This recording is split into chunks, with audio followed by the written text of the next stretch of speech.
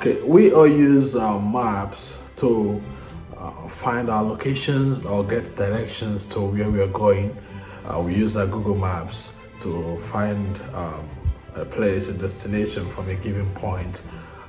Yep, and our maps have an indication of the streets, the roads, the water bodies, the vegetations, the countries, the towns and cities on our Google Map, you know. So imagine if we can have other features added like the sound, the smell, and other things like colors that are very intimately connected to us. Imagine if we can have something like that. And that's the point of this research. So we have two cities, two places, one in India, one in UK, that's London. And these two places were recorded with the sounds that are existing at a particular time. It was hot in the air, and I was on my way. My daily walk through the quiet murmurs of our urban day. Evening blazed, trees stood still, leaves like lonely notes pressed against branches, a silent orchestra holding breath.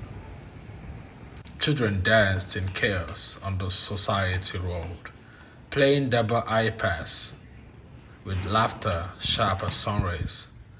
The ball flew, and beside them a cat watched, still as time.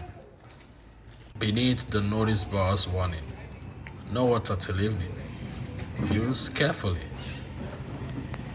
Two aunties leaned in underneath that board, their words stitching summers together, shortage, buckets, and the small ways of resilience. A big mango tree marked the boundary of the children's kingdom, and its green fruits hanging. Like past stories, no birds came. The heat had silenced their wings. Benches sat in stillness, emptied of chat and rest, while our gardener moved slow, a bucket in hand, watering three young mango trees, a guava, some chicos, pomegranate dreams, and flowers that still dared to bloom. At the society gate, a half-open promise, an electricity pole leaned in, its wires humming forgotten tunes. The security guard chatted with a boy, surrounded by unsorted parcels, news from the world waiting to be claimed. Just past the gate, a small cottage breathed gently. Our laundryman's pace, fragrant brooms leaned over his shop as his hands worked cloth and reading, his radio humming old songs to the scents of jasmine. Across the road, a hotel's board hoarding smiled, offering luxury to the streets. A junction of convergence, confusion, and paces. A train announces her invasion.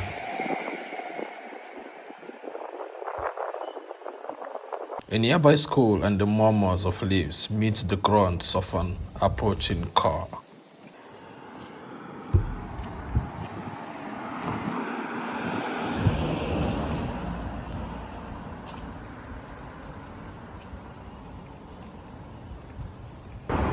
Another car adds his voice, and a motorcycle replied.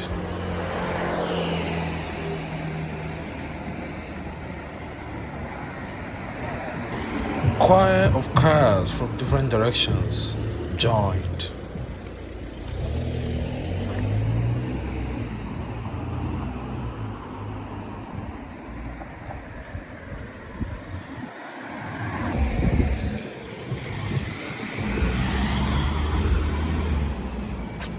Birds add female voice parts to the choir, and other cars added harmony.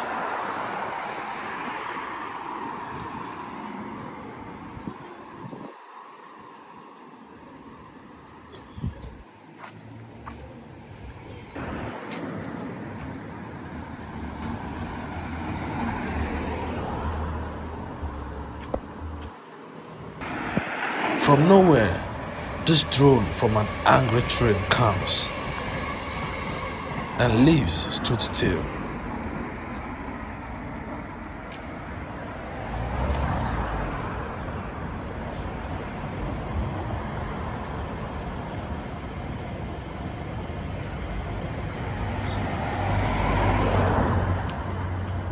Footsteps of children in faith.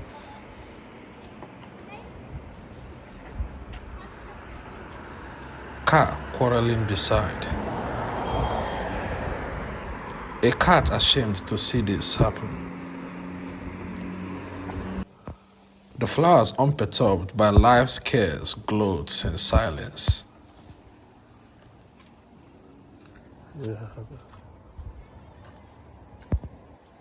Another angry train approaching, chasing an unseen foe.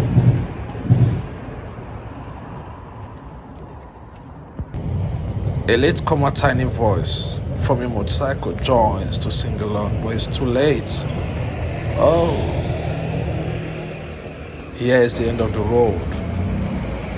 Another junction.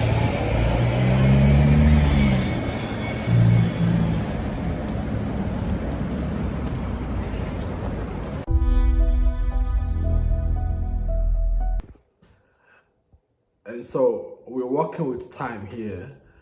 This model is based on a real-time map, not just a dead map showing you countries and streets and whatever you land and seas, not necessarily.